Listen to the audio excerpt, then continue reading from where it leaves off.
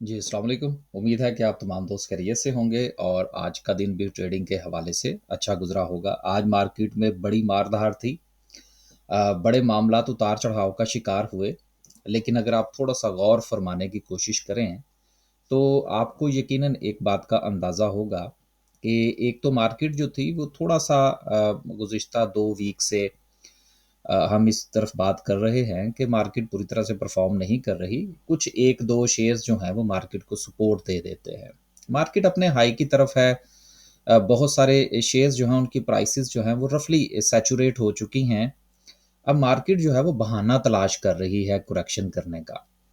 और देखिए करेक्शन भी एक जो कही जाती है ना असल में वो ये होती है कि जितना कोई भी शेयर हो या जितना भी इंडेक्स जो है वो परफ़ॉर्म कर रहा हो, तो उसमें जब तक कोई ख़ास परसेंटेज उसमें से ना निकले, को रफ़ली जो है वो कोई 5% या 10% का आपको उसमें से पॉइंट्स या प्राइस जो है वो निकल ना आए, तो वो करेक्शन कंसीडर नहीं होती। ड्यूरिंग द डे जो है वो मार्केट ने 1200 पॉइंट्स निकाल दिए, लेकिन ये करेक्शन नहीं है। ये ड्यूरिंग द डे जो है वो आप शेयर के हवाले से बात करेंगे तो प्राइस एडजस्टमेंट कह सकते हैं। इंडेक्स के हवाले से बात करेंगे तो पॉइंट्स की एडजस्टमेंट आप कह सकते हैं। लेकिन जो सबसे अहम चीज़ है कि आखिर इतनी जो है वो अफ़रा-तफ़री क्यों मच गई पाकिस्तान की स्टॉक मार्केट के अंदर? तो अब वापस आपको मैं अपनी उसी बात की तरफ लेकर जाऊँगा कि देखिए पाकिस्तान में जो ख़बरें हैं वो मार्केट को ज़रा डिफ़रेंट अंदाज़ से मुतासिर करती हैं और मार्केट की ये जो आपको नीचे की तरफ जो इसकी स्लाइड बनती हुई नज़र आ रही है, ये आप देख लीजिए, इसका आप टाइम जो है वो नोट फ़रमाइए और फिर उसके बाद इसको इस खबर के साथ अगर आप रिलेट करने की कोशिश करेंगे, तो फिर आपको सारी बातें जो है वो सामने नज़र आ जाएँगी।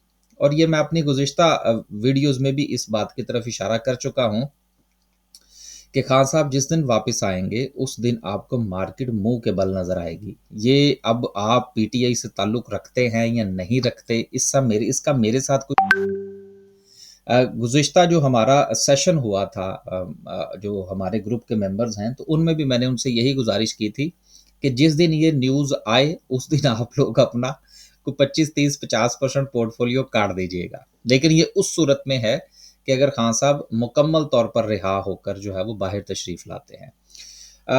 आगे जो है वो धरनों का मामला भी चल रहा है। वो भी आगे चल सकता है। कुछ जो है वो जलसे-जुलूस है, अफ़रा-तफ़री है थोड़ी-सी। तो ये स चीज़ें जो हैं ये मार्केट को मुतासिर करेंगी। लेकिन अगर आप समझते हैं कि इन चीज़ों का या इन खबरों का हमारी मार्केट के साथ कोई ताल्लुक नहीं है, तो फिर आप खरीदिए। यकीनन आपका पैसा है, हम इसके हवाले से कुछ जो है वो बात नहीं कर सकते। आगे चलते हैं जी। 310 पॉइंट्स आज मार्केट ने लूज़ किए, निकले 1300 हैं बहरहाल। सर्किट ब्रेकर की बात करें तो माशाल्लाह से आज भी आपको 16 कंपनीज़ जो है वो अपर कैप में नज़र आ रही हैं। मुख्तलिफ सेक्टर की मुख्तलिफ कंपनीज़ हैं। यकीनन पूरे-पूरे सेक्टर की परफ़ॉर्मेंस जो है वो आपको नज़र नहीं आएगी। इसके साथ अगर हम लोअर कैप की बात करें तो लोअर कैप में कुछ नहीं है। इसका मतलब ये है कि चीज़ें जो हैं वो एडजस्टमेंट की तरफ जा सकती हैं। कि जहाँ पर चीज़ें अच्छी प्राइस पर मिलेंगी मुख्तलिफ़ किस्म के जो इन्वेस्टर्स हैं वो यकीनन बैठे इंतज़ार कर रहे होते हैं। कल भी मैंने वीडियो में इसी चीज़ का तरफ इशारा किया था कि जब तक आपको मार्केट की अंडरस्टैंडिंग नहीं होगी और आपको ये नहीं पता होगा कि आपने मार्केट में जो एंट्री है वो इन्वेस्टर के पॉइंट ऑफ व्यू से बनानी है या आपने ट्रेडिंग पॉइंट ऑफ व्यू से बनानी है। मसलन आज हमने जिस वक़्त मार्केट में गिरावट आनी शुरू हुई, तो अब मैंने तो बिल्कुल दोस्तों से कहा कुछ पोज़ीशंस काटने के लिए कि जी, जो आज ही हमने बाय की थी, मैंने कहा भाई 50% काटें आप फिर देखते हैं क्या बनता है। तो जब आप ट्रेडर हैं तो फिर आप बिहेवियर आपका डिफरेंट होगा। अगर आप इन्वेस्टर हैं तो आपका बिहेवियर जो है वो डिफरेंट होगा। आज की सूरत-ए-हाल हमारी भी बस जूं-तू का शिकार ही रही। एयरलिंक थोड़ा-सा चल गया, डायनो चल गया, हमारा स्विंग की कॉल थी। डॉल आज बाय किया था, उसमें सिचुएशन थोड़ा-सा मिले कुछ पैसे। एफएफसी अब देखें अपना अपने टारगेट्स होते हैं ना और अपना-अपना तरीक़ाकार होता है। अब जब ये 297 का मैंने दोस्तों को टारगेट दिया कि भई ये इसकी रेज़िस्टेंस है और उसके बाद अब आपकी मर्ज़ी है कि आप जब चाहे, जहाँ चाहे जो आप एग्ज़िट ले सकते हैं। क्योंकि तमाम कॉल्स जो हैं वो साथ लेकर नहीं चली जा सकती।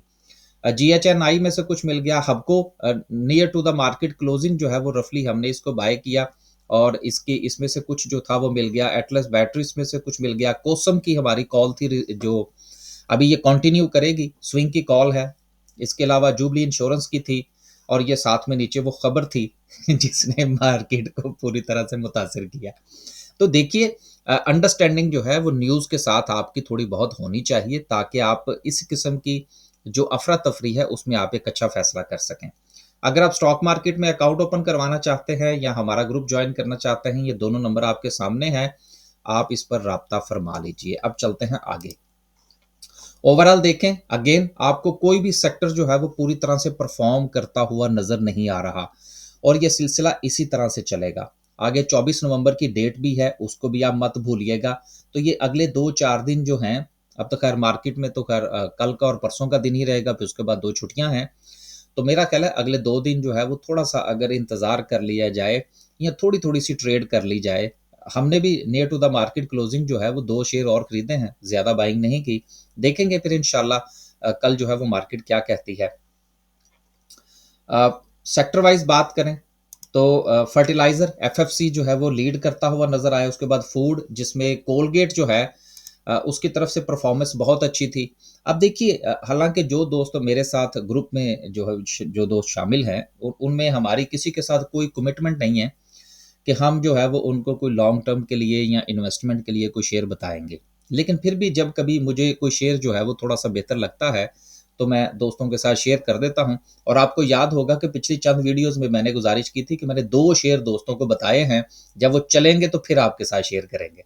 तो 2 शेयर्स जो थे उसमें एक एटलस इंश्योरेंस का था, एटीआईएल। वो मैंने दोस्तों से गुज़ारिश की थी कि ये आपको जब मिले, नीचे मिले, इसको आप बाय करें। इसकी बाइंग मेरा ख़्याल है कि जिस वक़्त मैंने रिकमेंड की थी वो 46 के करीब थी, 46 होगी या 47 होगी, क्योंकि मैंने खुद भी बाय किया था इसको।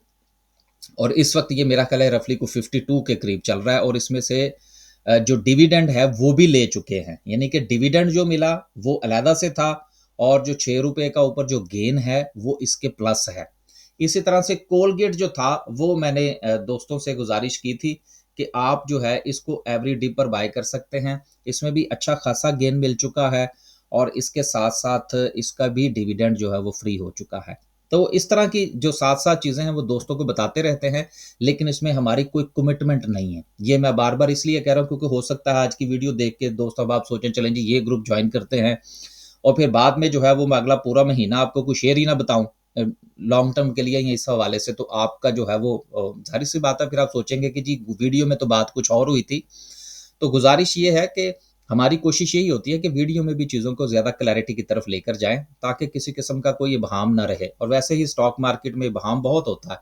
दोस्त अब आप जो है वो पूरी बात भी अंडरस्टैंड नहीं करते, पूरी वीडियो भी नहीं सुनते, छोटा-सा क्लिप सुनते हैं, स्किप करके देखते हैं, तो चीज़ें को अंडरस्टैंडिंग की तरफ नहीं जाती। तो बहरहाल दोनों जो है वो अच्छी परफ़ॉर्मेंस दे रहे हैं, कोलगेट भी और एटलस इंश्योरेंस भी।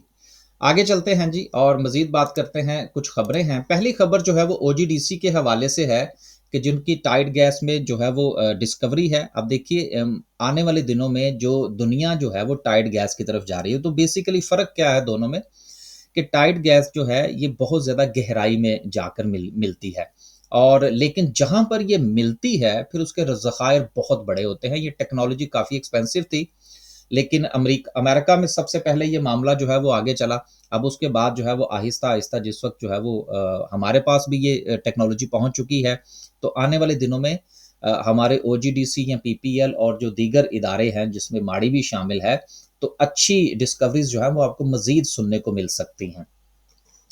उसके बाद एसएनजीपी है। एसएनजीपी का प्रॉफ़िट जो है वो क्वार्टरली जो है वो इंक्रीज़ कर गया 62%। हमारी तरफ से ये स्विंग की कॉल में रिकमेंडेड है, आज नहीं है, रफली मेरा ख्याल है कि 2 वीक पहले की बात है। तो यकीनन जिनके पास होगा वो एन्जॉय करेंगे इसको। एसएनजीपी और एसएसजीसी में दोनों में जो फ़र्क है वो बेसिकली दोनों की मैनेजमेंट का थोड़ा फ़र्क है, दोनों के कलेक्शन के मामलात हैं। लेकिन आने वाले दिनों में जो मोनोपोली है सुई की, जिसमें हमारी ये दोनों कंपनीज़ हैं, वो मोनोपोली ज़रा थोड़ी-सी कॉम्प्रोमाइज़्ड हो जाएगी। तो इसलिए मेरा ख्याल है कि अभी जो इसमें राइज़ मिला है, इन दोनों के अंदर उसको एन्जॉय करना चाहिए, और फिर कुछ वक़्त के लिए थोड़ा-सा जो है वो साइड पे होके देखना चाहिए कि जो नई पॉलिसी है वो इन दोनों को किस तरह से मुतासिर कर सकती है। अगली खबर जो है वो पाकिस्तान केबल के हवाले से है, जिसकी जो आउटलुक है वो स्टिल नेगेटिव है, लेकिन ये जो नेगेटिव और पॉजिटिव की जो आउटलुक्स होती हैं, ये वक्ती तौर पर कंपनीज को मुतासिर ज़रूर करती हैं। लेकिन अगर आप किसी भी शेयर को अच्छे लेवल पर आइडेंटिफाई कर सके तो उसमें कोई मुज़ायका नहीं है। जैसे ही मामला बेहतर होंगे इंशाल्लाह इनकी रेटिंग जो है वो दोबारा से बेहतर हो जाएगी। अगली खबर जो है वो कोहाट सीमेंट के हवाले से है कि जिनका 5.34 मेगावाट का जो सोलर पावर प्लांट है उसके हवाले से है। ये पॉजिटिव न्यूज़ है और आप ये देखिए कि गुज़िश्ता जितने भी हमारे सीमेंट के जो कारखाने हैं उसमें से जिसने समेत पावर सीमेंट के, थट्टा के, गरीबवाल के, इन सब के जिसने जो है वो सोलर की तरफ अपने आप को मुंतकिल किया है, उनके मामलात बहुत बेहतर हुए हैं। तो जिनके पास कोहाट सीमेंट है यकीनन उनके लिए ये पॉजिटिव न्यूज़ है। वापस चलते हैं जी, खान साहब के हवाले से गुफ्तगू हो चुकी, अब डिस्कस करते हैं आज की कैंडल को। देखिए कैंडल में अगेन जो हमारे पास जो सपोर्ट है वो 95 की है। कल भी हमने 95 के हवाले से ही बात की थी कि 95 के अराउंड जो है ये सपोर्ट है, जिसको आज भी मार्केट ने रिस्पेक्ट किया। अच्छा, एक चीज़ जो थी वो मैं शुरू में अ, अगर मुझे यहाँ पर मौका मिला तो वो मैं उसको भी आपके साथ शेयर कर दूंगा कि आवरली भी अगर आप देखें ना तो मुसलसल जो है वो मार्केट अपनी इस सपोर्ट को रिस्पेक्ट करती हुई नजर आ रही है कि जैसे ही मार्केट जो है वो 95 के करीब जाती है आपको बाइंग नजर आ रही है। और पहले घंटे में जिस वक्त मार्केट जो है वो पूरी तरह से परफॉर्म कर रही थी, वॉल्यूम एक्स्ट्रा ऑर्डिनरी लगा, लेकिन उसके बाद सेलिंग प्रेशर के बावजूद भी आपको हर कैंडल के अंदर, ये कैंडल थी गिरने वाली, 1 2 3 4, अब आप ये चारों के चारों अगर कैंडल्स का आप जायजा लें तो सब में आपको बाइंग नजर आ रही है। तो इसका मतलब ये है कि जो खबर आई थी खान साहब की रिहाई के हवाले से, वो मार्केट को उसने मुतासिर तो किया, लेकिन जब उसके बाद ये पता चला कि अभी जो है वो रिहाई मुमकिन नहीं है तो मार्केट में हमें रिकवरी देखने को मिली। लेकिन अब जो रिकवरी है वो भी सिलेक्टिव स्टॉक्स के अंदर है। अब आपसे गुजारिश ये है कि आपके पास यकीनन पोर्टफोलियो में बहुत सारी चीज़ें आपको लाल नज़र आ रही होंगी, उनका बगौर जायज़ा लीजिए कि कौन सा शेयर जो है वो अपने सपोर्ट पर मौजूद है उसको कीप करें, जो सपोर्ट पर मौजूद नहीं है उसमें एग्जिट करें, और जो आपको परफॉर्मेंस दे सकता है वो यकीनन कल भी कंटिन्यू करेगा। बस जी, इजाज़त दीजिए, अल्लाह हाफ़िज़।